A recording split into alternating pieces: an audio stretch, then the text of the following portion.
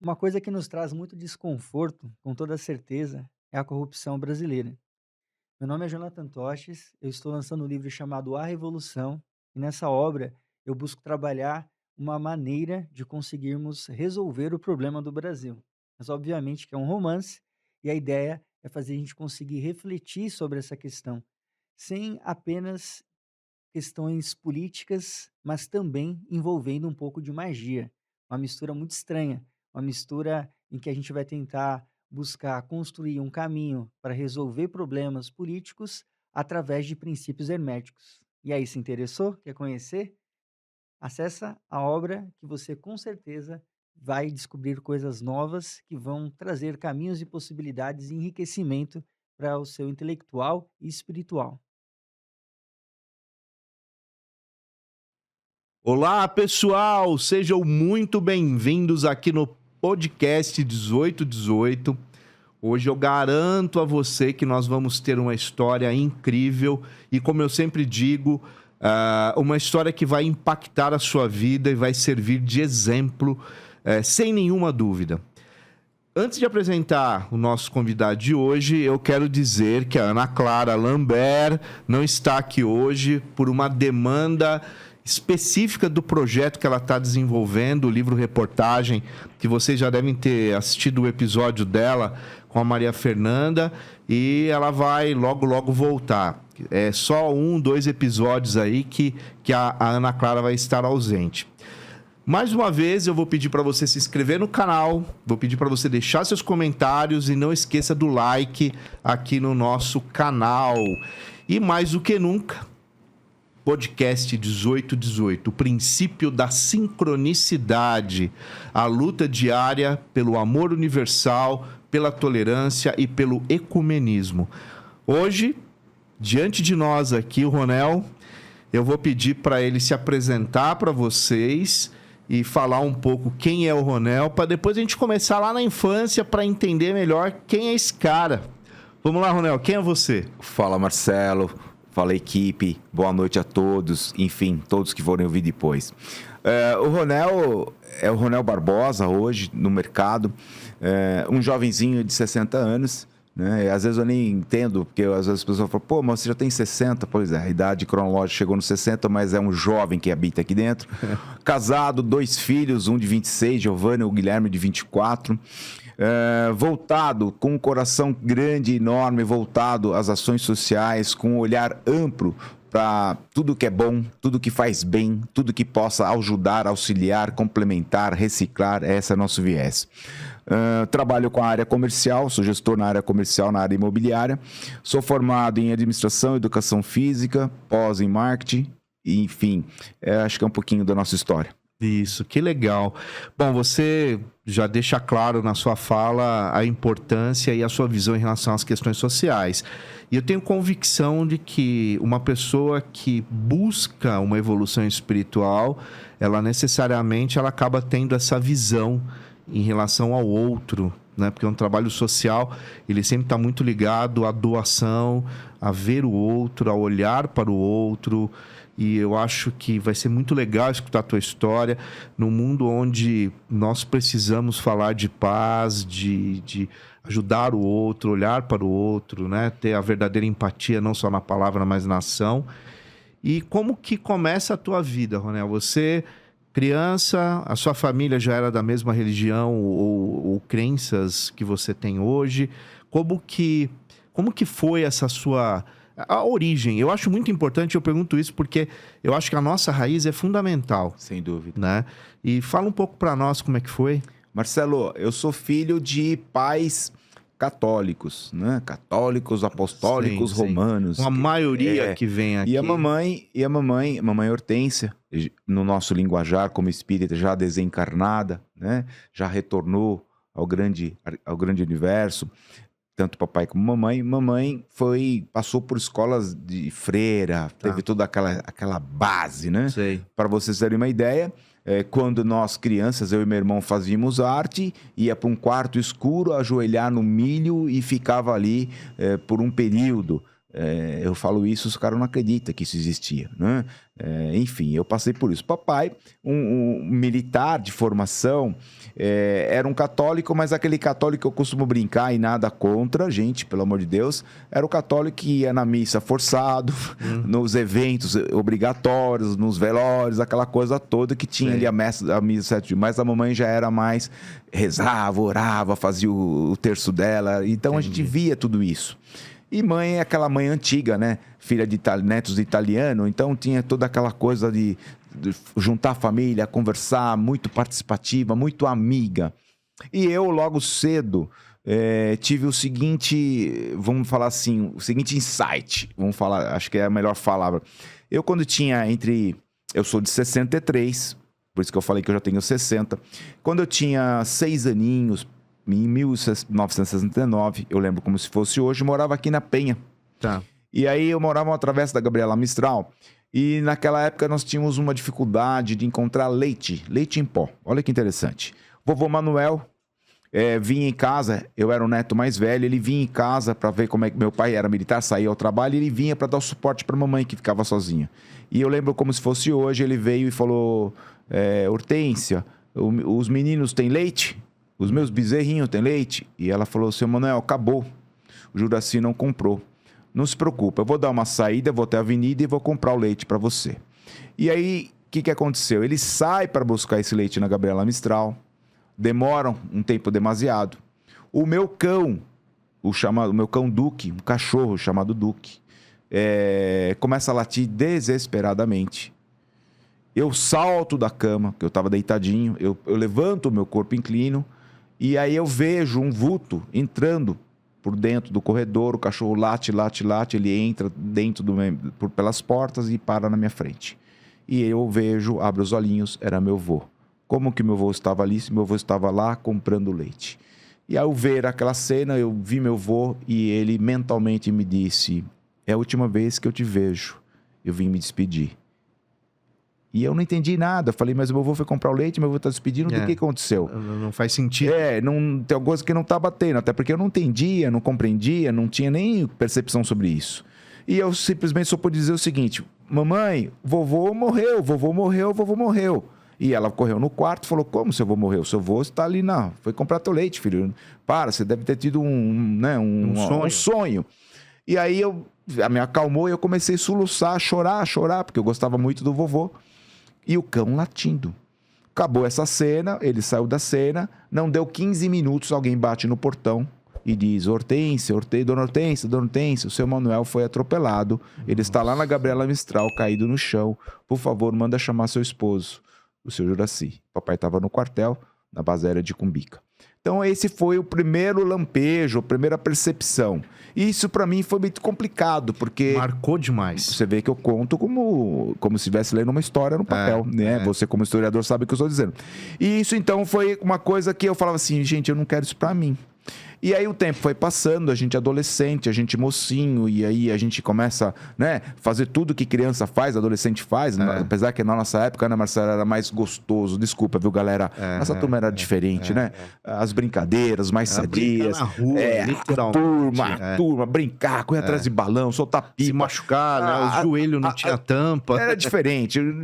Bater figurinha, peão, bolinha de gude, pneu, pegar um pedaço de papelão e cair nos escorregador que a gente mesmo fazia, era diferente. E aí eu fui crescendo e eu tinha de vez em quando algumas percepções, via alguns vultos, e minha mãe, inteligente, o que ela fez? Levou para a igreja católica. Sim. Primeira comunhão, crisma, grupo de jovens, e aí meio que deu sumiu um pouquinho, sumiu. Ficou meio ali adormecido. Mais tarde, eu lembro que eu já estava no colegial, voltou de novo. E voltou mais sério. Aí eu, de repente, estava num ambiente, seja na casa de quem fosse, e eu olhava e via uma imagem, um espírito, né? Eu não sabia nem o que era, eu via. E aí, o mais complicado que ele via, ele ria pra mim, e eu falava: meu Deus, o que é isso? Aí eu contava pra mamãe falava: não, vamos pra igreja, vamos rezar. E aí punha na frente do padre, coitado daquele padre, quanto aquele padre conversou comigo, dialogamos muito, né? Faz isso, faz o terço, vamos rezar junto, isso é bobagem, você não desconecta. Mais um pouquinho à frente, então eu já estava entrando na faculdade, e isso era muito forte, muito latente, e eu não sabia lidar com isso. Eu nunca tinha ido numa casa espírita, nem sabia, nem umbanda, nada.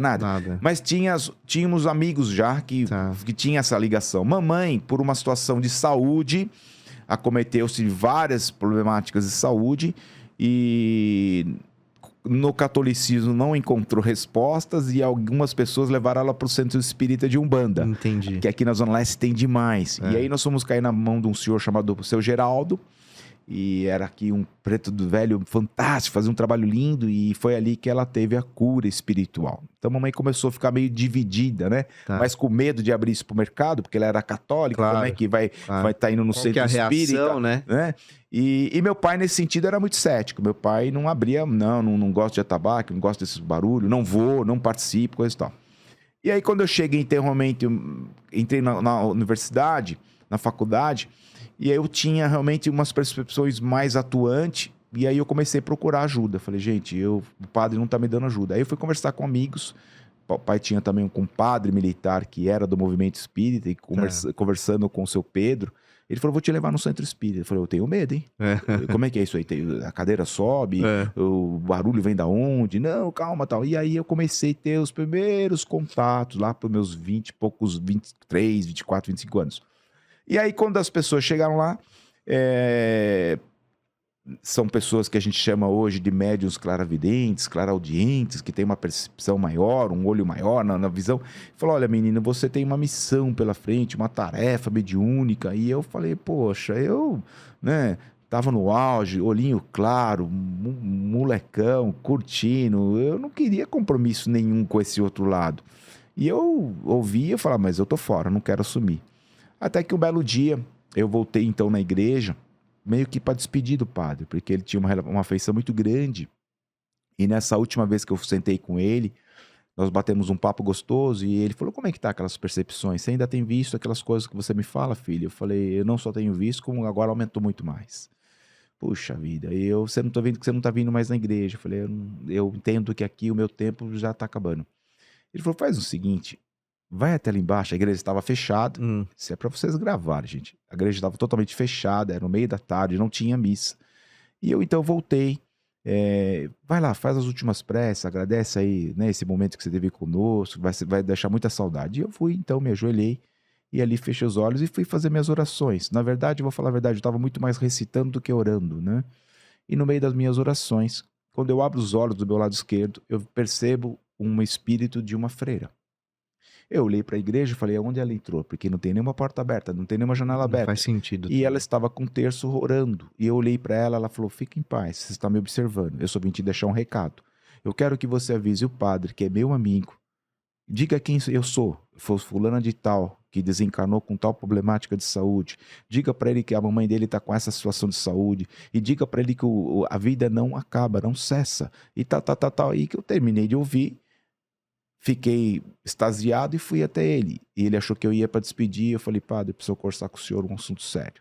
E contei o fato. Quando ele se assustou, porque era tanta veracidade de informação que eu não tinha onde buscar, ele falou, filho, você realmente terminou o processo. O seu movimento agora é o movimento espírita.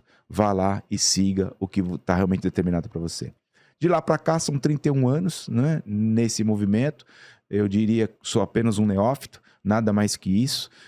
Estudo diariamente, me aperfeiçoa, e agora sim, muito mais controlado, com mais conhecimento, com mais cunho, a gente sabe lidar bem com tudo isso. Eu não sei se eu me estendi muito. Não, pelo contrário. Marcelo, vê aonde que eu tenho que dar uma parada aí. Eu acho que é uma história que, bom, primeiro incrível, e eu observei na sua fala 2 pontos muito importantes, que primeiro a figura da sua mãe, que apesar dela ter, porque era o universo que ela tinha, a igreja católica, né, sem nenhuma crítica, é óbvio, mas ela entendeu que ali seria o local que você deveria começar a sua caminhada espiritual, e começou.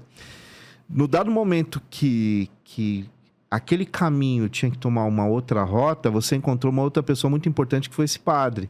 Isso. Porque ele também, a partir daquele momento, ele falou, olha, vá com Deus, com muita paz. Isso. O teu caminho agora é esse.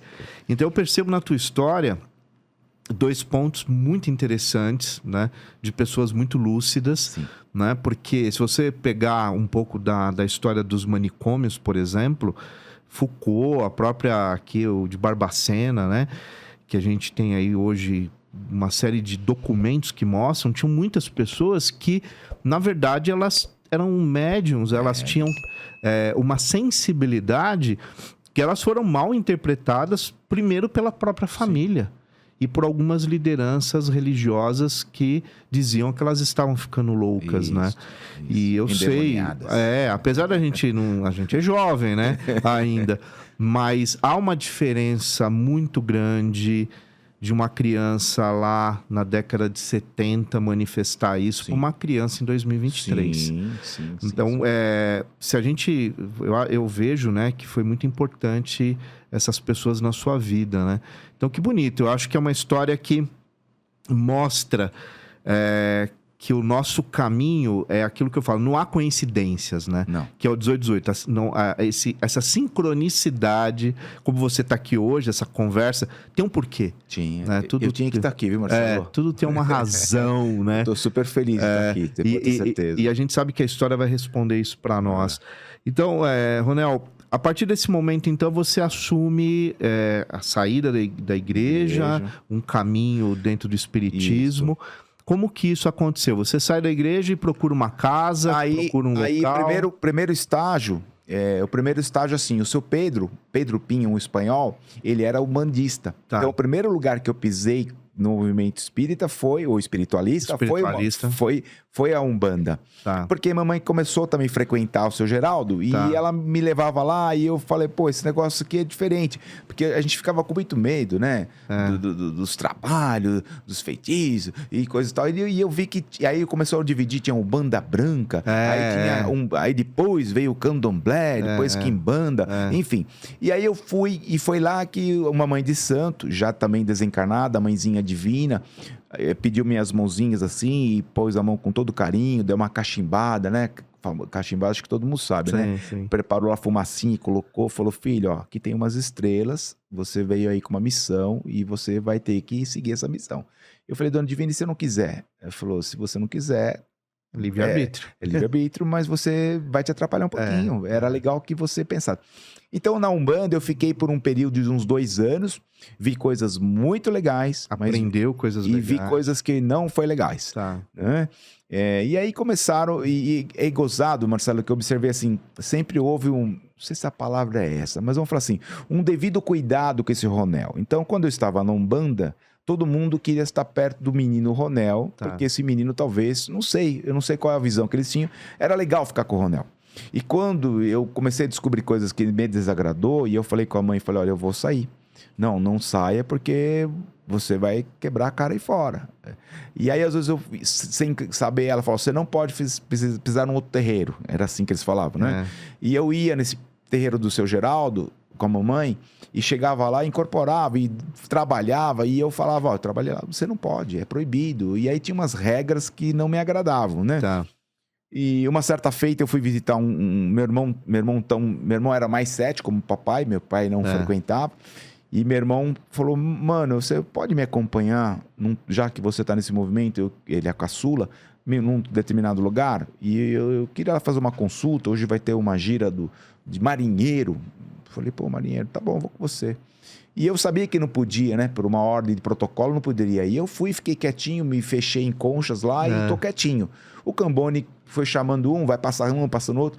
E quando chegou a vez do meu irmão, segundo a Umbanda, segundo a leitura que a gente, né, aprendeu, o meu irmão era um filho de Oxóssi e eu era o filho de Xangô. E meu irmão vai cair na mão de uma pessoa que se diz lá incorporado. Esse foi o fato que ficou na história. E aí ele põe a mão na cabeça do meu irmão, primeiro que não se põe a mão na coroa, quem sabe do movimento sabe assim, pôs a mão na coroa e começou a cantar para Xangô. E eu pensei assim, mas se meu irmão é filho de Oxóssi, por que ele está cantando para Xangô? E internamente aquilo começou a mexer comigo e me fez um mal tremendo. Eu lembro sim de ter levantado da cadeira, o Cambone veio, pôs a mão no meu peito e falou, o senhor vai aonde? Eu falei, por favor, tem alguma coisa errada ali, ó. Não, mas ele tá com fulano de tal, ele não tá... Falei, olha, ele tá cantando o ponto errado pro meu irmão, vai... Por favor, deixa eu ali. O senhor não pode ali. E foi a última vez que ele falou, porque aí o meu caboclo assumiu a situação, foi lá, bateu no congar, pediu licença, cumprimentou a mãe da casa, desmascarou o médium, que não era um Nossa. médium correto naquela casa. Foi uma situação muito complicada. E quando ele terminou o processo, que eu voltei, a mãe de santo falou: eu sempre tive vontade que alguém tivesse peito e coragem para fazer isso com esse nosso irmão, e ninguém tinha coragem, porque ele estava aqui há muitos anos. E o senhor, através do Serra Negra, conseguiu fazer isso. Eu queria te convidar para ficar na casa como pai pequeno. Eu falei: olha, eu agradeço, mas eu só vim aqui por conta do meu irmão. Esse foi um episódio que ficou no passado. Quando eu deixei, então, a Umbanda, aí sim, eu vim aqui por Perseverança, da dona Guiomar Albanese, isso já 31 anos atrás. Aí eu vim fazer o curso dos médios, aí eu vim conhecer, eu e minha esposa eram noivos, e viemos aqui, fizemos o famoso curso ProBem, que é a primeira parte de evangelização. Fiquei 2 anos com a Guiomar, com a equipe. Eu tô falando quando a Perseverança tinha 700, 800 pessoas, não 5.000 pessoas como hoje, não é isso? Isso. E aí ainda estavam vivos os seu Albanese e tudo mais. E ali a gente conviveu um tempo, mas eu morava na Zona Norte, e para vir para cá era complicado. E aí quando nós terminamos o curso do ProBem, eu lembro como se fosse hoje, a dirigente falou assim: olha, deixa eu falar para vocês, nós estamos chegando em quase 1.000 médiuns aqui. A minha sugestão, procurem casas pertinho de vocês e comece o trabalho por lá. Não queiram ficar aqui conosco. Tem um monte de casa necessitada. No primeiro instante, meu orgulho falou alto. Pô, eu tô no Perse, como a gente, né? Eu tô na Perseverança, eu vou procurar uma casa pequena. Não é isso que eu quero. E aí eu fui, então, para a Zona Norte, achei uma casa bem pequenininha, e você fez um comentário fantástico, Marcelo. E lá encontrei Dona Rosa e seu Emir, um casalzinho de idosos italiano, coisa mais linda, que me pegaram na mão, foram meus primeiros professores na famosa mesa branca, né? Que tinha uma cortininha, fechava a cortininha. Ali eu comecei, dali eu fui para um outro grande amigo meu, Américo Sucena, Dona Mara Sucena, no Centro Espírita Mãos Unidas, já na rua Casa Forte, ali na Cantareira. Ali eu conheço também. E ali eu fiquei... bem na descida ali. Isso, eu fiquei 5 anos com o Américo. Por quê? O que houve, galera? Eu comecei a brincar com a mediunidade. Eu era jovem, audacioso, via. Então, a gente fala, eu tinha clara audiência, clara evidência, e eu comecei a brincar com mediunidade. E eu não tinha esse autocontrole. Então, o pessoal fala, tem uma casa mal assombrada, leva o Ronel. E eu ia lá. E eu brinquei muito disso. Me arrisquei muito, na verdade, né? E aí, quando eu cheguei na mão do Américo, o Américo sentou e me sentou. Falou: menino, aqui nós vamos te reorganizar, você vai reestudar. E ali realmente foi meu grande... Como vocês podem ver, tem vários apoios, né? A espiritualidade realmente veio preparando pessoas, ícones aí, que são meus balaúços até hoje. O Américo já faz os seus 75 anos. Ali eu fiquei 4 para 5 anos, migrei para Guarulhos. Aí sim, eu chego em Guarulhos. Guarulhos eu passei por uma situação... Eu acho que é até legal, passei por algumas dificuldades, desafios, como todos nós passamos, não é isso? E tive uma grande derrocada financeira, e aí bati o bumbum no chão, como a gente costuma dizer, e eu não estava preparado, não tinha todo o cunho moral, de conhecimento, tinha en passant. E aí nessa fase, eu lembro como se fosse hoje, estávamos na janela do apartamento, desempregado, sem nome, sem lenço e sem documento. Sem filhos ainda? Com os 2 pequenininhos. Giovana chega, Guilherme chega. Giovana com 3 aninhos, Guilherme com 1 aninho e pouco. E eu estava desempregado. E o meu orgulho ainda muito exaltado, porque eu vinha de multinacional. E eu não aceitava qualquer emprego, qualquer salário, aquela coisa toda. Aquela coisa do não me submeto, não submeto. E aí eu tô na janela, mas eu lembrava do pouco que eu já estava estudando. E eu mantinha o evangelho. E aí um certo dia eu abro a janela e vou me religar a Deus, ao grande arquiteto, enfim, ao Oxalá, ao Pai. No que eu estou religando ao Pai, minha filha Giovana vem por trás de mim, pega nas minhas calças e puxa um catatauzinho de 3 anos e diz para mim: papai, eu abri a geladeira, não tem nada. E eu sabia que não tinha nada. E eu falei: puxa vida, eu queria um biscoito, papai. Cadê as bolachas? Não tem mais, papai? Cadê os iogurte, papai? Porque é o que tinha, né? Aí bate pesado, né? Aí as lágrimas desceram copiosamente, eu disfarcei para que ela não visse. E na rua, então eu tinha acabado de chegar em Guarulhos, mora na Vila Progresso. Aí eu lembrei que na rua havia uma quitandinha, ou mercadinho, como os senhores achar melhor. E eu lembrava do que o senhor era muito solícito que estava lá. quis o destino que eu pegasse na mão da Giovana e fôssemos ao mercadinho. Mas antes de chegar no mercadinho, havia uma casa do lado esquerdo, do lado do mercadinho, onde pessoas de branco estavam entrando com alguns livros embaixo, empunhando nas mãos, chamado Livro dos Médiuns, Livro dos Espíritos. Dos espíritos. E eu falei, não é Allan possível. Kardec. Não é possível, tem um santo espírita na minha porta e eu nem tenho noção disso. Então a Giovana foi ali. Isso Guarulhos já. Isso Guarulhos, né? Isso já há 23 anos já. É. E aí eu, puxa, falei, bom, eu vou no mercado, uma vergonha tremenda. Falei, senhor, como o senhor chama? Senhor Roberto, meu grande amigo Roberto. Roberto, seguinte, eu tô desempregado, meu pai tem me ajudado, precisava comprar aí alguma coisa pra menina. Pelo amor de Deus, pega o que você quiser, aqui tem uma tal de Cardeneta. Eu falei, puta, Cardeneta, né? E marca aqui, a hora que der você paga, você é gente boa. Eu tenho te visto aqui, o seu pai parece com você. Eu falei, isso, meu pai é militar. Eu vi isso e tal. Beleza, e aí nós fizemos as compras e minha filha voltou contente. E aí eu parei na porta do centro, ia passando uma outra grande amiga, tornou-se grande amiga, Ângela Fulanetti, né? Do cartório Fulanetti, era o cartório de registro civil, do pai, da mãe. E aí a Ângela, eu parei, moça, aí é o quê? Falou, um centro espírito. É mesmo, de Allan Kardec. Falei, nossa, se chama como Miramês. Falei, que bacana. E aí eu voltei para casa muito feliz, porque eu resolvi o plano da Giovânia e eu encontrei uma casa para começar a frequentar a cidade de Guarulhos. E no Miramês eu fiquei 10 anos.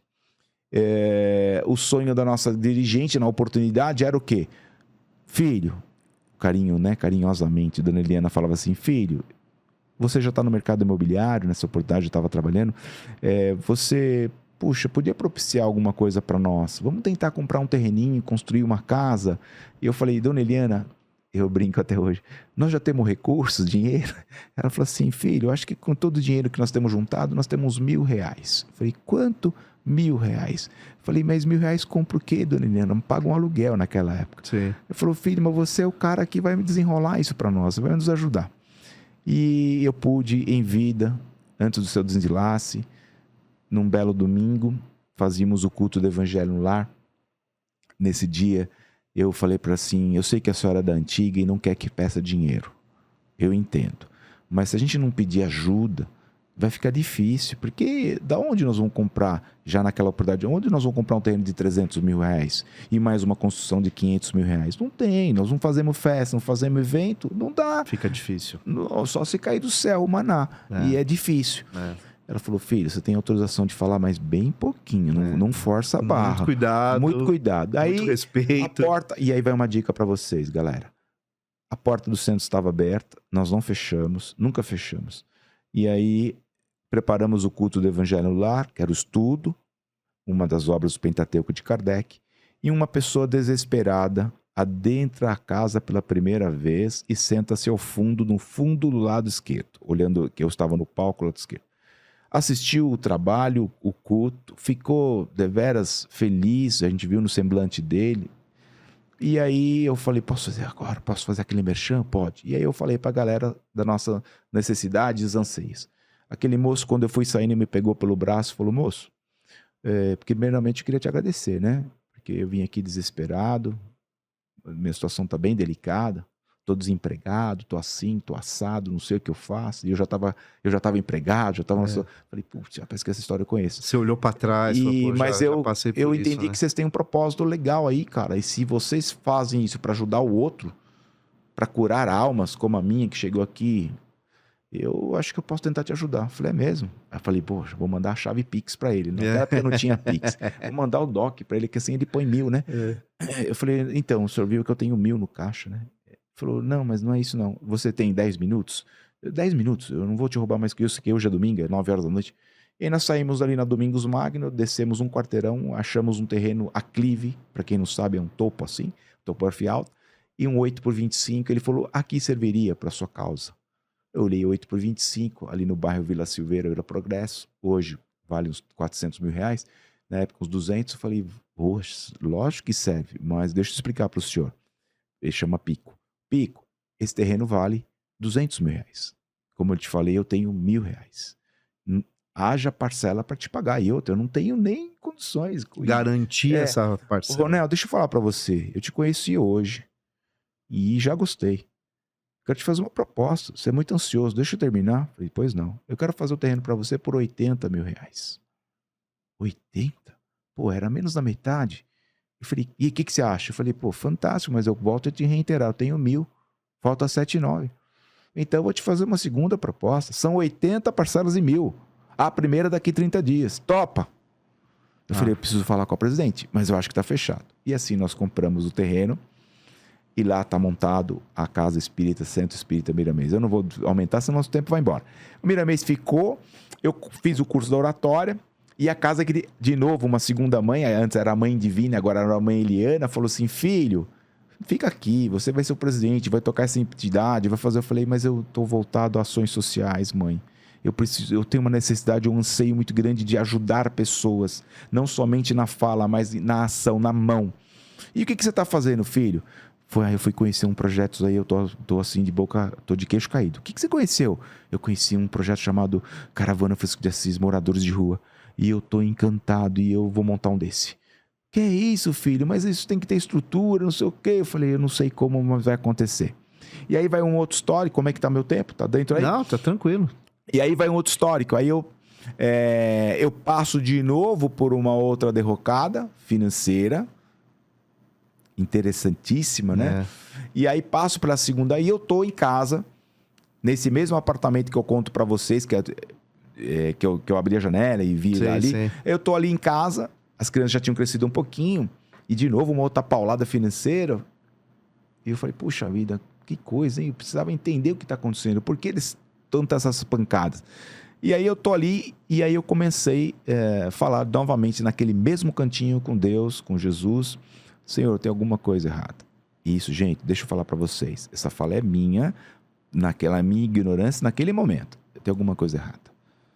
Porque eu entendo, Ronel, entendo que para aquele momento eu tô melhor, eu sou uma outra pessoa. Vejam bem meu exemplo, ainda me cito assim, ó, me coloco na primeira pessoa. Eu estou no movimento espírita 4 dias por semana, eu dou curso, eu estou fazendo minhas primeiras palestras. Poxa, estou me doando, literalmente. Doando, né? E aí outra paulada financeira. Poxa, senhor, alivia. Como eu falei para vocês, desde aquela visão, né, lá na igreja, a espiritualidade cada vez foi mais atuante na minha vida. Um dos mentores espirituais nossos se faz presente, muito bravo, muito sisudo, e chegando e fez a seguinte pergunta para mim: é impressão minha ou você está reclamando da vida? Qual é o seu propósito de vida? Você esqueceu? E aí não dava mais para esconder, porque a gente que tem essa situação clara com eles, o que você pensar ele já sabe e vice-versa, e aí não tinha como. Eu baixei os olhos e fiquei com a cara de ué. E ele falou, mas olha, as suas súplicas parcialmente foram alcançadas, porque eu estou aqui. Então você pode ver que alguém ouviu e me pediram para falar com você. E o teu mestre, o nosso mestre amado Jesus, tem um recado especial para você. Falei, nossa, vou mandar a conta do Pix, porque agora é só um Pix forte. Agora vai. Aí ele pega e fala assim, olha para a parede. Do lado da janela havia uma parede como a de vocês, aqui é uma parede branca. E aí ele então coloca a mão e faz uma tela para mim, né? E eu olho dentro da tela. Quando eu olho dentro da tela, né? E eu olho uma tela profunda e vejo muitas pessoas, homens e mulheres, desnudos, cabelos de qualquer jeito, sujos, com gamelas na mão, e todos eles olhando para o Ronel dizendo, tenho fome, uma esmola, pelo amor de Deus, me dá um naco de pão, tenho fome. Aquilo me chamou muita atenção, eu chorei, lógico, não tinha como, era muito forte. Inevitável. Na verdade eu falei, ele plasmou essa cena. E quando eu volto, olho para ele chorando, ele falou, você entendeu?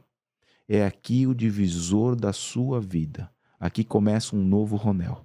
Se você entendeu, e está lá no Evangelho segundo o Espiritismo, fora a caridade não há salvação. É aqui que Jesus quer que você realmente nasça, renasça. Esse trabalho já vão para 15 anos. E naquela noite eu convoquei amigos queridos e nasceu a Caravana Francisco de Assis, que está atuando até hoje. Tá. Agora, Ronel, como está muito claro na tua história, muito claro na tua fala, espiritualidade, Ronel, vida, é uma coisa só. Não existem dois Ronéis, né? Porque infelizmente ainda tem muita gente que vive em partes, Sim, né? sim. Uma parte no trabalho, uma parte Isso. na família, uma parte com amigos. E eu percebo em você uma pessoa inteira, que o Ronel que se apresenta hoje para todos que estão aqui nos Sim. assistindo, para a família, para os amigos, enfim, é esse Ronel É isso aí. que tem esse discurso, essa fala, essa ação e essa postura diante do mundo. Bom, primeiro eu acho que é uma busca que todos nós temos que ter, que eu digo sempre que nós temos que buscar na nossa interesse enquanto ser humano, enquanto espírito, enquanto mente, enquanto corpo físico, né, que na verdade é uma coisa só, mas é só uma compreensão. E aí você pauta a sua vida dentro de uma perspectiva de evolução, de crescimento. A Caravana é um projeto, né, seu, que como você mesmo fala, há 15 anos. E como que é esse projeto, né? Eu acho que seria legal as pessoas saberem o que é esse projeto, até se as pessoas podem também te Sim, procurar, se sim, colocar à disposição. Porque todas as ações que agregam o bem e que agregam transformação e uma perspectiva de equidade social, eu acho que a gente tem que ajudar, abraçar e falar sobre, né? A gente tem que tirar um pouco da pauta o ódio, a perspectiva da sobreposição de um ser humano sobre o outro. Eu acho que a gente tem que falar mais sobre o bem, né? Que inclusive é a proposta do programa. E a Caravana, né? De São Francisco. São Francisco. O que é a Caravana e como ela funciona? Se você observou nos bastidores, né? A gente falou assim, quando eu fiz o curso de oratória, que no dia do sorteio caiu um tema que não era o que eu estudei. Não era, é por acaso. Era a vida e obra de Francisco. E aí eu fiquei tão pasmo. Que personagem é esse? Que poverello é esse que nasce em Assis em 1982, que tem um histórico lindo de transformação? Família Bernardoni, que não precisava passar por nada daquilo, tinha todas as possibilidades de ser o cara, no modo de dizer de hoje, e tem uma transformação, um grande chamamento. E aí, quando vem esse convite, eu saio convidando amigos, queridos, não necessariamente espíritas. Olha que interessante. A primeira formação da Caravana Francisco de Assis, ela Foi tinha... ecumênica. Exatamente isso. Católicos, budistas, evangélicos e espíritas. E a gente tinha um acordo. Todo dia antes de sair para as ruas, naquela oportunidade era sextas-feiras às noites, um fazia a sua oração, a sua prece ou o seu culto. E a gente respeitava. Era muito lindo. E essa foi a primeira formação da Caravana de Assis. Hoje deve estar na 8ª, 9ª, porque o pessoal não tem gás. O cara começa com uma vontade, uma disposição, só que todo o trabalho social é disciplina, é dedicação, é muito esforço. O voluntariado é pesado. Exatamente. E a contrapartida é assim, qual é o meu salário? Aqui nenhum, filho. Se for pensar nisso, né? E aí como você tem aqui, para manter o 18 não é fácil, né? Tem que ter os braços, os apoios, uma equipe. Eu também preciso. Estúdio, né? Estúdio, olha a estrutura. Olha a estrutura. Então, o que aconteceu? A Caravana nasce em Guarulhos.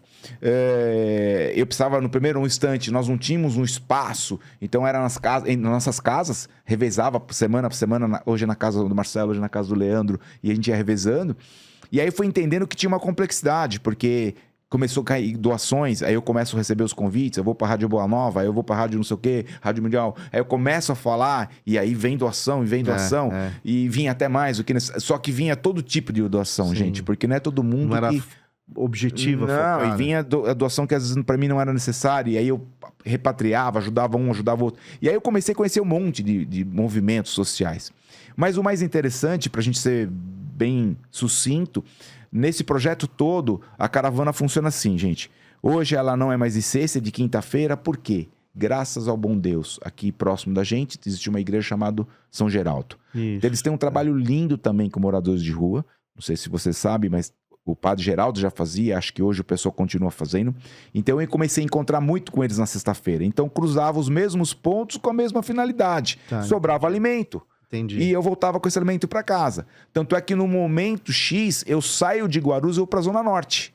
Então eu começo a atuar e vou até Santana, Tucuruvi, Mazei, e lá tinha uma infinidade de moradores de rua. Eu vou fazer uma correção, porque eu não gosto que chamem eles de morador de rua.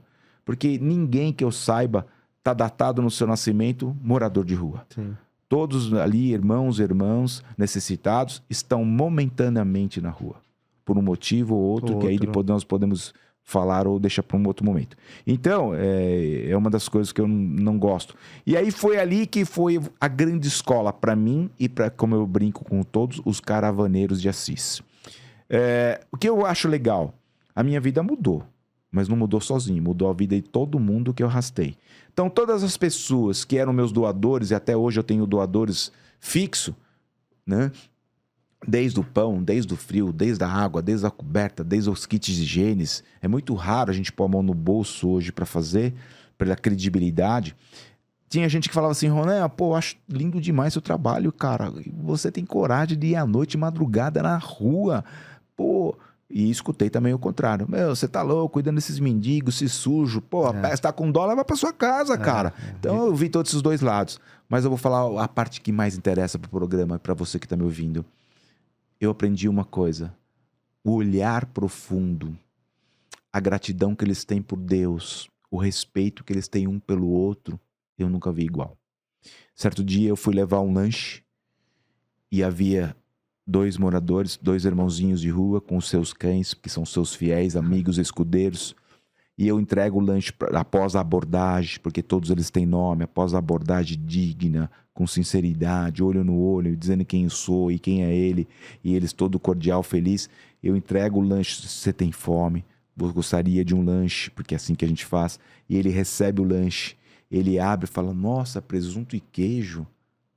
Falei, sim, você não gosta? Não, gosto, mas tem alguém que gosta mais que eu. Ele chama o cão, tira o presunto e queijo e dá na mão pro cachorro até ele comer tudinho. Eu fiquei no primeiro instante indignado, falei, poxa, ele vai comer o pão seco e deu a melhor parte pro cão? E aí foi disso quando eu comecei. Posso te fazer uma pergunta, meu irmão? Lógico. Você deu a parte melhor pro cão. Para os amigos, o melhor. Eu nunca esqueci. Ao amigo, o melhor. E aí eu falei, que profundidade é essa desse ser humano? Aí eu entendi depois, com o passar dos anos, porque existe uma briga entre eles. Um rouba o cobertor do outro, um rouba o carrinho do outro. Alguns chegam a se ferir. E é o cão que salva, é o cão que cuida, é o cão fiel. É o que está em alerta. É o que vigia. É o que zela eles. Então, assim, toda essa história, Marcelo, eu acho que a gente poderia falar. Então, assim, vamos lá, voltando. Hoje eu reúno às quintas-feiras, eu não tenho mais equipe para suporte toda semana. Mas, em compensação, quando veio a pandemia, já havia um grupo, muita gente nos procurou para conhecer o trabalho e eu recebi um grupo de jovens que queriam conhecer. E eles fizeram conosco um mês de trabalho e falou, cara, tudo bem de nós montarmos um grupo de domingo, porque domingo ninguém atende a cidade. Eles têm um grupo chamado Nós, só jovens. E eles são muito irreverentes, porque eles contrataram uma Kombi, adaptaram a Kombi com um banheiro químico, eles levam o cara para cortar o cabelo, eles montam umas bancadas para ler gibi, escrever carta. Então, hoje, graças ao bom Deus, hoje o movimento católico, evangélico, todo mundo está na rua. E chegou um momento que tinha todos os dias da noite de Guarulhos, tinha um grupo na rua atuando. Então eu fiquei nas quintas, ainda assim cruzo com alguns grupos. Não tenho mais necessidade de fazer toda a quinta sim, quinta não. Para quem quiser depois conhecer o trabalho, a gente vai falar no final. Hoje eu me encontro ali na Vila Galvão, na Vila Rosália. Eu tenho um ponto fixo, que é um centro espírita chamado Joana de Ângela. A gente se reúne ali às 19 horas. Como eu já falei, grande parte são doações, então eu só recolho, vai para esse local, aí lógico, ele tem toda uma montagem, um preparo, aí divide-se a atividade em carros, que a gente chama que é os carros batedores, né? Então tem o carro principal, que vai levar o alimento, o café, o chocolate, o suco, enfim, a fruta. O segundo carro são roupas masculinas, o terceiro carro são roupas femininas, e quando eu falo roupa, gente, é roupa lavada, limpa, adequada, não roupa suja, roupa rasgada. Isso não existe, gente. E eu recebo muito disso. E ali vai a calcinha, ali vai o sutiã. Mas por quê? Porque eles também precisam. Claro. Aí vai, junto com as roupas, vai os kits higiênis. Kit higiene, seu Ronel? Sim. Pasta de dente, escova de dente, pente, sabonete, tudo. Eles têm, se eles arrumar um espacinho, eles se cuidam, eles se limpam, eles fazem as coisas. Não são todos que são craques, só usa crack, só usa bebida alcoólica, não é isso, a coisa é um pouquinho diferente que vocês possam imaginar. Então a gente faz essas divisões, chinelinho, né, sapatos, enfim, e aí nós saímos Hoje fica fácil, porque eu já identifico os pontos que eles estão, Tá. as marquises, os pontos, as quebradas. Hoje eu rodo mais ou menos uns 35 quilômetros dentro da cidade do centro, onde eles se localizam os pontos. A gente atende no máximo 80 a 90 irmãos, porque os outros grupos também atendem. Entendi. E esse trabalho acontece periodicamente de 15 em 15 dias. Não sei se eu respondi a sua pergunta. Sim, sim, claro. E foi até além no sentido da explicação e da compreensão do projeto, né? Que a máxima é ajudar o outro, né? Fazer com que o outro se emancipe de alguma maneira e tenha a perspectiva de sair daquela condição, Sim. né? Porque todos nós, às vezes, caímos em determinadas condições que não necessariamente queremos, né? E a gente precisa de uma mão que possa nos ajudar para sair daquela condição. E essas pessoas, esses irmãos de rua, são pessoas que têm uma história, né? Não estão ali por acaso. Marcelo, eu posso falar para você que eu encontrei engenheiros, advogados, empresários, biólogos, tudo, né? jornalista. Tá na rua. Tá lá. Por quê? Porque uma depressão, não sabe lidar com algumas dores, com Às algumas vezes rompe dificuldades. com a realidade, né? Isso. Vou pra rua. Vou Não pra rua. aceita esse modelo que vivemos, né? Esse modelo social. Exatamente. Não sei se a gente vai ter tempo hábil. O primeiro livro que nós escrevemos em 2019, ele chama A Prática do Amor.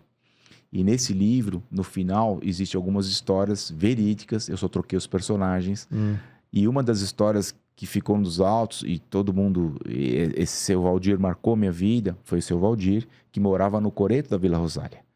E uma coisa muito interessante, quando nós subimos no Coreto, em frente do lago, o Coreto, quando o seu Valdir estava lá...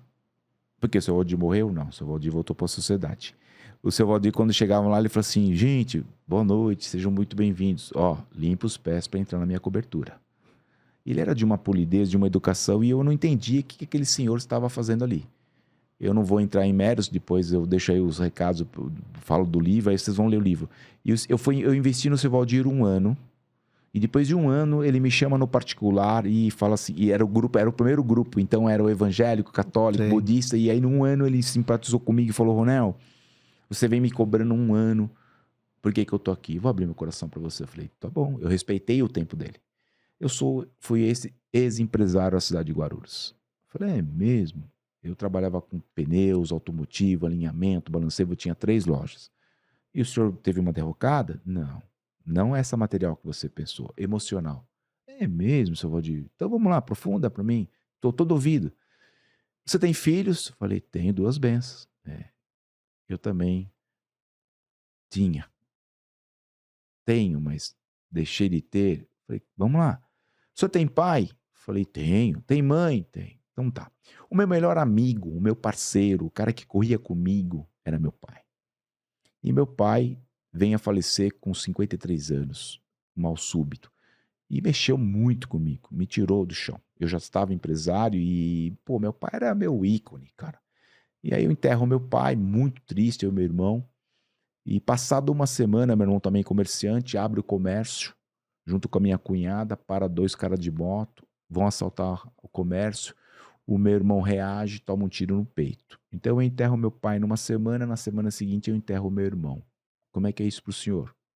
E, meu Deus, deixa eu construir aqui, né? Eu falei: tem mais? O senhor pediu para contar, vou abrir meu coração. Aí eu tinha um jovem de 18 para 19 anos, né? O meu rapinha. E eu dizia para ele: olha, você tá saindo muito, cuidado, veja os seus amigos, para onde você vai, olha a hora de voltar. Pai, para com isso, você já tá velho, desencana, biriri, biriri. Pois é, um dia ele foi nesse tal de baile de funk, esses bailes aí de amigos, né? E eu falei: toma cuidado, filho, poxa, chega cedo, o pai não quer que você vá. Não, pai, deixa quieto, eu vou. Foi. Houve uma briga, uma confusão generalizada, tiroteio. Uma das balas perdidas acerta meu filho também. E eu perco meu filho 30 dias depois.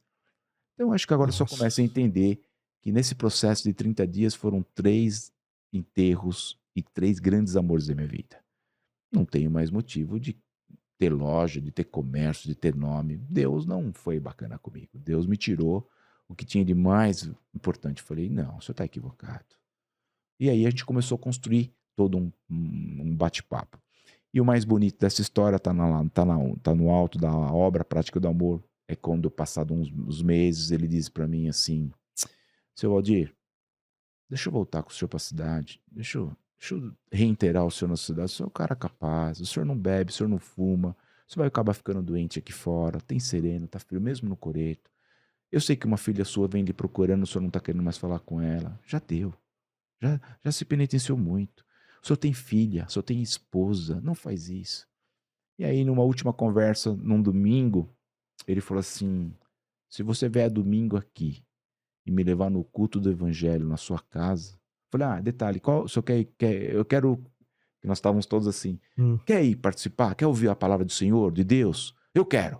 Aí cada um puxou, para onde você vai ir? Aqui. Ele falou, eu quero conhecer o do Ronel. Eu falei, tá bom, não é do Ronel, é um Deus tal. E aí eu preparei, eu fui lá cedo, levei roupa, preparamos, ele tomou banho, à noite nós levamos, e era uma surpresa, que eu já tinha tirado os documentos dele e já tinha arrumado emprego. E aí, quando ele voltou, na outra semana ele estava na sociedade, trabalhando e está até hoje. Então, essa é um pouquinho do que a gente anda fazendo por aí. É incrível. É maravilhoso transformar pessoas, né? Esse é o meu propósito. Agora, a casa que você está hoje? Centro Espírita Jesus é o Caminho, Arminda de Lima, 403, no centro. Essa é a casa-mãe a qual eu pertenço, mas aí eu virei o homem do mundo, né? E aí, hoje palestrante, orador, no movimento espírita, a gente é convidado, eu atuo hoje em torno de 100 casas por todo o estado de São Paulo e fora de São Paulo. Eu tenho negado os convites fora desses estados, porque já veio o convite Rio de Janeiro, Belo Horizonte, enfim, para tudo que é lugar, mas aí eu preciso trabalhar, eu sou autônomo, eu tenho família, tenho esposa, todos são adeptos ao movimento espírita. Detalhe, gente, eu pulei, né? Mamãe e papai, eu consegui, ao final de vida, transformá-los através das nossas ações, atitudes, também em pessoal espírita. Papai entrou na casa espírita aos 75 anos e desencarna aos 81. Né? Mamãe, no meio do caminho, também entendeu que o caminho era esse e falou, não conta pra ninguém, será que Jesus vai me perdoar? Então ela fazia o terço dela e depois fazia o evangelho, e a gente fazia um culto diferente. E isso aconteceu com meu irmão, isso aconteceu com minha cunhada, com meus sobrinhos, então todos estão em torno, né? Todos vieram dessa base.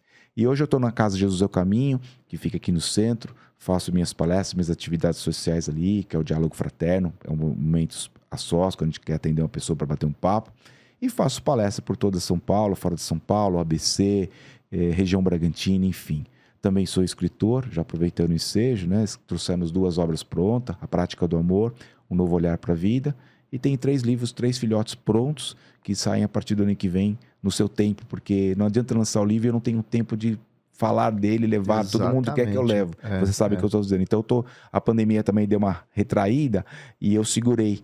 E só que um canal veio, que é esse canal de inspiração, e foi chegando material, e eu até falei, e agora? Faço o quê? Bom, vamos transformar em livro, né? Então tá tudo guardado, 2 já estão no mercado e tem 3 por sair. Não sei se eu respondi. Não, legal. E o trabalho que você exerce como palestrante dentro da doutrina espírita, Sim. Existe uma temática, existem várias temáticas, ou o que você mais gosta de falar, que você tem inspiração para falar? Então, Marcelo, eu comecei com história. Né? Eu falei, porque o que acontece? Se como está gravado, vocês vão lembrar que teve um momento que eu encontro o Américo Sucena na rua Casa Forte. Quando eu termino os estudos lá com ele disse para mim assim, filho, você tem que escolher algo dentro da casa espírita. Você tem um viés para ação social, mas você tem um alto nível de mediunidade para psicofonia, psicografia e tem um dom de oratória. Você tem que escolher um deles. E eu, com medo da tribuna, com medo de falar em público, falei, eu vou ficar escondidinho. E fui trabalhar no social, lá nos bastidores. E quando podia, ia para psicofonia e psicografia. Quis o destino, que nada é por acaso, senão não estaria com vocês hoje, que depois de 10 anos, eu fiz o curso de oratória, aí sim oficial, aí recebi o diploma, e o Américo Sucena vem a Guarulhos fazer uma palestra na casa que eu estou atuando. Entendi. E aí nós nos encontramos, o mestre e o neófito, e aí bate papo, ele falou, e aí as palestras? Eu falei, poxa, seu Américo, eu não estou fazendo. Mas como não está fazendo? Você já estava preparado lá atrás. Falei, não, eu ainda tenho um pouquinho de... Eu até fiz o curso de oratória, mas eu acho que a hora que encarar 200, 300, 500 mil pessoas, acho que não vai. Tá bom, então tá bom. Faz um favor para mim, filho, me acompanha. Ele é cineasta, ele tem toda uma parte... Ele adora isso aqui, né? Aqui é o espaço do Américo Sucena. Pô, me ajuda a levar o material até o carro, que eu já tenho uma idade. Aí eu fui, levei as coisas. Ele falou, cadê seu WhatsApp? Eu acho que eu perdi. Aí me deu o WhatsApp. né, despretensioso. No dia seguinte estava assim, palestra no Centro Espírita Mãos Unidas, Casa Forte. Eu falei, seu Américo, o senhor me chamou para uma palestra? E na nossa casa, onde eu comecei? Pois é aqui que eu quero que você comece a primeira de muitas. Isso fazem só 6 anos, viu, gente? E aí eu fiz a primeira no Américo, lógico, o tema que era mais fácil era Francisco de Assis.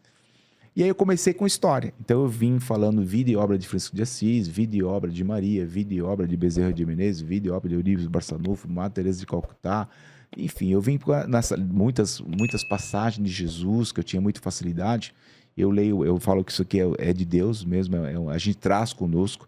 Eu leio uma obra uma única vez e fica tudo na memória, é uma coisa absurda, né? Alguns pontos eu gravo e eu lembro do lado esquerdo, do lado direito, o número da página, é absurdo, né? Tudo que a gente põe às mãos. E aí, só que chegou um momento que as casas começam a definir, falam, olha, você vai vir aqui, mas a temática hoje é a esperança. Você vai vir aqui hoje, mas a temática é a dor do teu próximo. Aqui a temática é reconciliar com o teu adversário. Aqui a temática é família SOS. E aí hoje são mais de 120 temas, né, proferidos por todas as casas. Então tem bastante temas.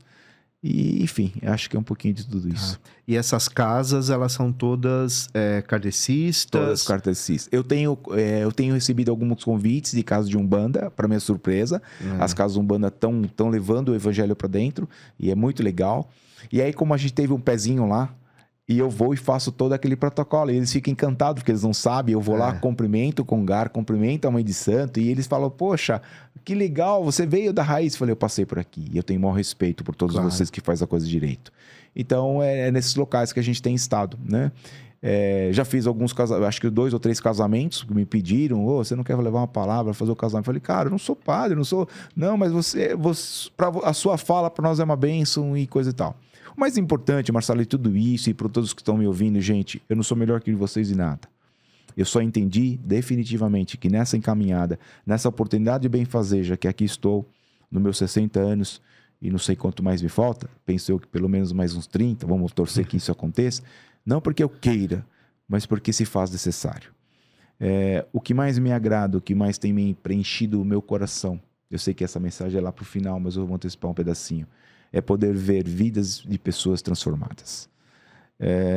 Como a gente precisou passar por algumas dores, por alguns desafios, por algumas adversidades, a gente se fortalecer muito nessa fé, nesse autoconhecimento, principalmente nesse autoconhecimento, de dentro para fora. E hoje, quando eu consigo sentar com qualquer pessoa, mesmo numa reconciliação familiar que eu também faço, quando eu sento com um casal de um lado e de outro e falo, escuta aqui, onde é que está o erro? Onde é que nós erramos? Onde é que um esqueceu o outro? Quantos anos estão juntos? 30. E agora quer separar? Deixa eu entender. Então, a gente está envolto a tudo isso desde a criança. E só para vocês entenderem, Marcelo, o meu lado social começou com a caravana. Hoje ela está em 2 asilos. Asilo Simão Pedro, em Tucuruvi, e o asilo Recanto Sonho Meu, em Arujá. No meio do caminho tem 2 projetos de crianças. O projeto que o Paulinho começou, Meu Guri, na Zona Norte, ele deixou. Eu dou uma força lá também. E tem um projeto novo, que é um projeto com crianças com câncer, na Zona Leste. Tá. Agora, dentro de tudo isso, você tem o seu trabalho. Exatamente. Porque você precisa ter a sua ganha-pão. Subsistência, né? O ganha-pão. Você hoje entende... eu percebo muito as pessoas que a gente conversa aqui, que num dado momento... a transformação ela é tamanha, né? Do ponto de vista...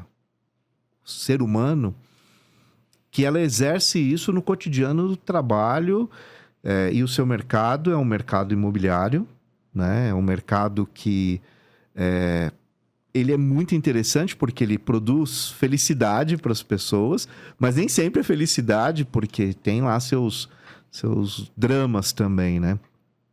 Você consegue ser essa pessoa que abraça a causa do outro, quer dizer, ou o casalzinho que está começando a vida, ou aquela pessoa que está com alguma dificuldade. Como que você vê isso, né, dentro do mercado financeiro? Como que você trabalha isso no seu cotidiano? Quando nós falamos um pouquinho da nossa base, que foi administração, marketing, todo esse histórico que eu passei para vocês, quando eu vou para o mercado imobiliário, como é que aconteceu essa vinda para o mercado imobiliário? Eu venho da indústria médica. totalmente diferente. Paletó italiano, sapato fino, viaja, avião para cima e para baixo, trabalhando com reitores de universidades todas de odontologia e medicina do país. Aí quando eu venho para Guarulhos, que eu venho desempregado, e a primeira grande oportunidade vem dentro de uma imobiliária, um pouquinho antes, quando eu compro o meu imóvel em Guarulhos, por um colega de profissão naquela oportunidade, eu fui enganado, extorquido, porque não conhecia da pauta como um todo. Entendi. Compro à vista um imóvel e ele disse para mim, como é que você tá de caixa? E eu abertamente falei, tô com recurso limitado. Ele falou, então não passa escritura agora, deixa para passar daqui 6 meses. E quando chega no 6º mês que eu procuro ele para fazer a escritura, ele disse para mim, esse imóvel não dá escritura, campeão. Eu falei, não, como assim? O senhor falou lá? Não, então, falei para aquele momento. Agora, mas você não tá feliz? Não tá com... Tá, eu quero, mas eu quero no meu nome. Então, campeão, aí não tem jeito. Eu falei, mas não tem qual motivo que não tem? Não, é porque, na verdade, a mulher, o marido dela sumiu. Sumiu? Não, você falou que ele morreu. Ele sumiu ou ele morreu? Havia todo engodo, uma mentira. E aí eu fui aprender um processo chamado uso capião. A única forma de regularizar meu imóvel foi um uso capião. Quando eu procuro um corpo jurídico para me orientar, e aí eu vi toda a mentira, e foi muito chato, porque esse colega era um colega de infância, Nossa, filhos de que militar, difícil, hein? foi muito difícil. E aí minha esposa sentou para mim, a Margareth senta para mim e fala assim, Ronel, você foi o número 1 em vendas Brasil da indústria. Por que você não se transforma no número 1 no mercado imobiliário? Eu falei, eu não quero. Se é isso que eu tô vendo dessa coisa, eu não quero entrar. Lê do engano meu. E eu comecei então a entrar, eu entrei no mercado numa imobiliária grande da cidade, como eles não estão pagando merchan, não vão falar, e nessa grande escola, eu sou muito, como eu venho de seleção brasileira de handebol, a gente tem muito essa alta performance. Eu entrei e falei assim, em 30 dias eu tenho que vender. Eu não vim aqui para perder tempo. E aí em 30 dias, no 28º dia eu não conseguia vender. E eu falei, tem uma coisa errada, cara, não consigo vender. Eu já saí, já pontuei, já conversei com pessoas, pus placa. E aí uma amiguinha minha do grupo falou, cara, deixa eu contar pra você, você tá errando num seguinte aspecto, melhor aqui, melhor ali. Sabe o que é? O pessoal acha você muito assim, snob, você é muito bonito, muito cheiroso, perfume francês, paletó. Vai mais light, vai mais soltinho, né? O povo aqui, os teus colegas mesmo estão assim com o pé atrás de você. E na verdade, eu vou falar a verdade, eles estão meio preocupados que se você pegar mesmo no brejo, você vai tomar lugar dos caras. Falei, é mesmo? Mas faz o seguinte, tem aqui uma cliente que eu não sei lidar com ela, é o seu perfil, assim, snob, bonitona e tal, atende você. E eu vou atender esse pessoal, fecho a venda no 30º dia, em resposta ao que eu tinha pedido, e na mesa, falando com o meu gerente, os meninos falam assim, seu fulano, o cara é uma sumidade, o cara é bom mesmo, o cara deve estar uns 10 anos no ramo. Eu falei, não, ele tem 30 dias hoje. É mesmo? Posso fazer uma pergunta, rapaz? Pode. Você é espírita? Sou. Nós também somos. E assim começou o primeiro. Hoje eu passei de 1000 propriedades vendidas, sacramentadas. Histórias lindas eu tenho diversas, né, nesse meio. Quando você me fez o chamamento, e aí, Ronel, como é que é lidar com o ser humano? Cara, a coisa que eu mais faço com cada um deles é sentar, conversar, entender qual é o seu anseio, a sua necessidade. É hora de comprar, na hora de comprar. Eu tenho um olhar para eles como, além da formação técnica, econômica... Consultor. Cara, não faz assim. Agora não é hora, agora é o momento. Agora vai para locação, agora volta. Então, acho que é isso que me deu credibilidade, respeito. E eu posso dizer que assim, eu ando de cabeça erguida, minha mulher fica brava porque falou assim, já não chega a imobiliária, que são 20 e poucos anos, e agora o movimento espírita, meu amigo, você entra no mercado, Ronel Barbosa! Ô, Ronel Barbosa! Pegamos um avião esses tempos, a pessoa lá dentro gritou, ó, quem tá aí, o Ronel Barbosa! A minha mulher falou, não, pelo amor de Deus, cara. Então, é uma coisa muito interessante. Mas é legal, né? Gostoso. Quando você eu fico muito visto, feliz. Eu fico e muito lembrado feliz. por coisas boas, Eu tenho, que no nosso tempo tá se esvaindo e eu falaria, era outro dia pra gente falar disso aí. Então, assim, Sim. eu amo o que eu faço com amor, com carinho e com respeito, acima de qualquer coisa. Aprenda uma coisa, gente, a vida não é só dinheiro. Porque se eu fosse buscar só dinheiro, eu tenho vários clientes com muito dinheiro na nossa cidade. Quando eu falo muito dinheiro, é muito dinheiro. É muito patrimônio. E muitos deles me procuram nos bastidores, na calada da noite, no meio da tarde, para desabafar, para conversar e entender como é que eu não tenho nada em relação a eles e eu sou tão feliz e eles têm todo o dinheiro do mundo e são tão infelizes. O dinheiro realmente não é tudo, né? A moeda não é tudo. Ela é parte, né, de um processo e de um sistema. Ronel, Deus e tempo para você. O que que você entende disso? O que você interpreta da conexão entre Deus e tempo? Tem uma fala, né? Que tudo acontece no tempo de Deus. E falar isso é um jargão. Tudo acontece no tempo de Deus. Primeira coisa, quem é Deus? Onde está Deus?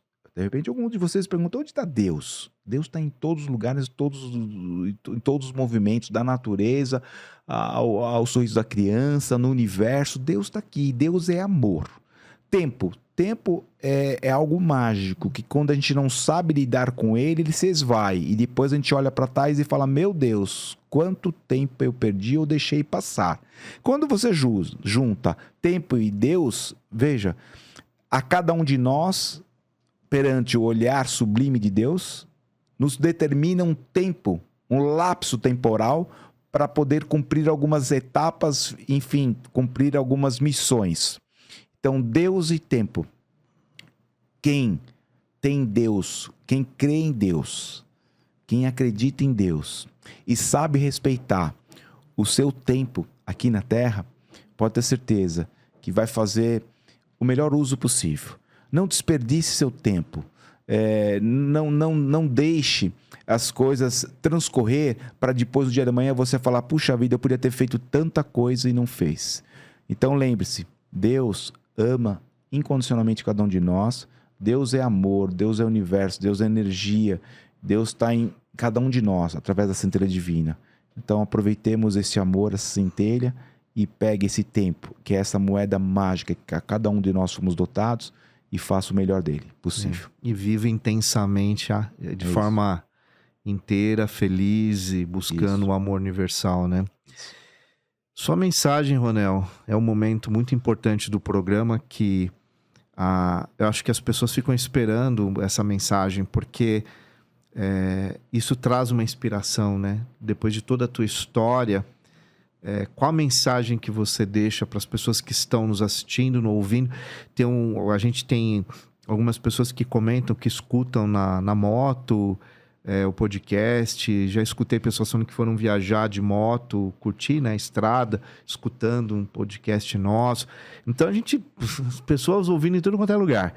Qual é a sua mensagem, Ronel? Pessoal, vamos lá. Aconteça o que acontecer na vida de vocês. Seja o que for, tamanho da diversidade, tamanho do desafio, não desacredita nunca em você. E tenha plena convicção que existe uma força suprema que tudo vê, que tudo observa e que te acompanha. Você nunca estará sozinho, em situação nenhuma. Aparentemente, até parece. Parece que a gente está numa sombra, está no obscuro, que a gente não encontra respostas. Mas basta, se possível, que você volte a religar. E como é que é religar?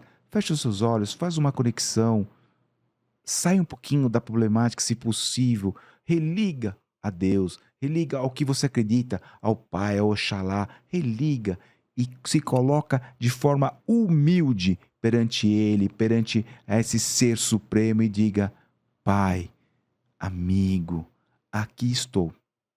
Hoje um tanto perdido, um tanto desvairado, um tanto sem saber o que fazer.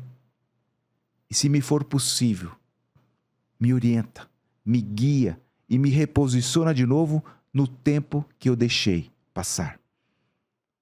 Aguarda. Aguarda, porque a vossa súplica irá chegar no lugar certo. E quando essa súplica chegar no momento oportuno, a resposta voltará. E normalmente ela volta através de um amigo espiritual, através de um anjo, através de um amigo encarnado. Aquele amigo que manda uma mensagem, simplesmente te olha e fala, ei, você não está sozinho. Eu estou com você. Dá as mãos. Estamos juntos. Vamos caminhar. Vamos suplantar. Até porque toda dor e toda dificuldade tem hora certa para acabar. Aí alguém poderia perguntar, tem hora certa? Mas minha dor não acaba nunca, não é possível. Eu tenho dor todos os dias, é uma dor emocional. Calma, ela vai acabar a que momento que você sabe? A partir do momento que eu entendi, que eu sorvi dela a lição. Quando eu compreendo essa lição na essência, essa dor cessa. Outras não virão? Lê do engano, virão. mas de uma forma mais suave, porque eu estarei mais preparado, mais adequado para caminhar e dar continuidade ao meu objetivo. Lembre-se, todos nós temos que ter um propósito de vida. Ninguém está aqui à toa, ninguém está aqui para passear. Todo dia nós temos responsabilidades, deveres. Faça o seu, o melhor possível. Arregaça as mangas. Faça o seu melhor no intensivo. Mas, seu Ronel, eu faço tudo isso e ainda sofro. Tá tudo certo. Eu ainda faço e ninguém observa, ninguém aplaude. Ninguém precisa aplaudir. Quem tem que aplaudir é você mesmo. Porque vale no final a pena. Eu tenho certeza. E você um dia vai olhar, cara, aquele cara falou algo que foi profundo e valeu a pena. Eu posso dizer para você com uma experiência própria. É isso. Muito obrigado. Que é isso. Obrigado, Ronel. A gente vai um pouquinho mais para frente fazer parte 2 de alguns convidados. E eu tenho certeza que o Leandro e eu, Marcelo Lambert, vou entrar em contato com você para a gente poder ter um outro momento aqui. Tá. E muito obrigado pela sua presença, né? O princípio do programa é exatamente o princípio da sincronicidade. As coisas não são por acaso. E eu creio muito, né, que nós estamos aqui por um propósito. Estou com 2 livros aqui. Eu vou, inclusive, mostrar para a câmera aqui. Dá uma olhadinha aí, meninos. Esse se é tá... o novo. Um novo olhar para a vida. Fechou. Então, um novo olhar para a vida. Ronel Álvares Barbosa. Muito bom. E depois, do amor. A Prática do Amor. Temos aqui A Prática do Amor. Ficou legal? Legal. Ronel Álvares Barbosa. Tá aqui mais uma obra. E eu tenho certeza que vai agregar profundamente a vida de vocês e impactar também. Tá aqui o Ronel Ronel Álvares, São Paulo, capital. Muito bom. Há 27 anos, né? Você coloca aqui. Então, porque esse é o primeiro livro, né? Esse é de 19. E agora já estamos 31. E o mais interessante, Marcelo, que essas obras também foi, além da inspiração divina, eu nunca pensei que eu pudesse escrever, que eu tivesse capacidade de escrever. E aí, certa vez, para quem conhece no movimento espírita, existe um dos grandes nomes que chamou-se Herculano Pires, professor, didático, catedrático, jornalista. E o Herculano Pires teve filhos, e um deles é a dona Heloísa Pires. Heloísa Pires está com vai para 83 anos, professora da USP, coisa e tal. E também do movimento espírita. E certa feita, meu sonho era conhecê-la pessoalmente. E ela esteve na nossa casa, como Américo. Reencontramos em 2018. Meus pais desencarnaram 18, os 2 juntos no mesmo mês, 13 dias de diferença. Ela me encontra nos bastidores e diz: filho, como é que tá o coração? Aí conversamos, coisa de mãe, né? E aí ela falou: filho, eu tenho um recado para você. Você se prepara que você vai começar a escrever também. Eu achei que ela estava brincando comigo. E no ano seguinte nasce o primeiro filhote, onde ela prefaciou o primeiro e prefaciou o segundo também. Que é a Prática do Amor. É. Que legal. Agora, onde que as pessoas podem encontrar o seu livro? A editora Boa Nova, que é de Catanduva, você compra pelo próprio site, né? Tá. Que é o primeiro, A Prática do Amor. Já o segundo vai para agora para TV Mundo Maior, é o Mundo Maior. Eu vou estar colocando agora, porque eu hoje estou levando nas palestras e posso deixar meus contatos e as pessoas procurar também. Ou legal. Nas palestras. Instagram também? As pessoas podem te procurar? Instagram também. Pelo direct? Ronel Barbosa, 1963, né? Me solicitando, o meu celular também pode deixar aí. Pode, claro. 011 98107 9545. 011 98107 9545. Eu estou distribuindo livro para todo lugar, né? O livro nosso já está em Manaus, já está em Marabá, já está no interior, já está no Rio de Janeiro. E o Instagram, repete para nós. Instagram é Ronel Barbosa 1963. Tá. E o meu canal YouTube, tem muito material nosso lá também. Tá. Ronel Barbosa. Ronel Barbosa 4786. 4786. Tá jóia. E espero que todos vocês procurem as redes sociais do Ronel, vale a pena, conversem com ele, vale a pena, hein? E eu tô aberto, viu, Marcelo? Tem muita gente que vai estar vindo para conhecer os trabalhos sociais. Como eu falei, hoje tem vários universitários. Eu não quero morador de rua, tem asilo. Eu quero criança. E nós vamos, para 2024, vem um projeto grande na cidade, com um menino que eu quero trazer aqui, né? Que é o Fabião. Você falou. E nós vamos fazer juntos um trabalho para crianças, na base. Legal. Muito bom. Ronel, muito obrigado mais uma Obrigado, vez. cara, gratidão. Que Deus te ilumine, que você continue nessa caminhada. E tenho certeza que a gente vai se falar muito ainda. O primeiro de muitos. Isso, é isso aí. É um reencontro. Exato. Bem, eu gostaria muito de pedir para você se inscrever no nosso canal. Por favor, deixe os seus comentários. Inclusive, depois o Ronel vem dos comentários, ele vai também lá conversar com vocês. Dá uma clicada no like, isso é muito importante para a relevância do canal, né? E o sininho para você receber nossas atualizações. Então não esqueça disso. Podcast 1818 está lá no meu canal, Marcelo Lambert, com temudo no final. Quero agradecer profundamente o seu apoio, né? O quanto você vem compartilhando o nosso projeto. Mais uma vez, Ronel, muito obrigado. E a toda a produção que está sempre aqui conosco. Mais uma vez, eu quero indicar aqui os livros do Ronel. Procurem ele, vale a pena. E, claro, né, um grande abraço do amigo Marcelo Lambert e até o próximo episódio aqui no 1818. Até!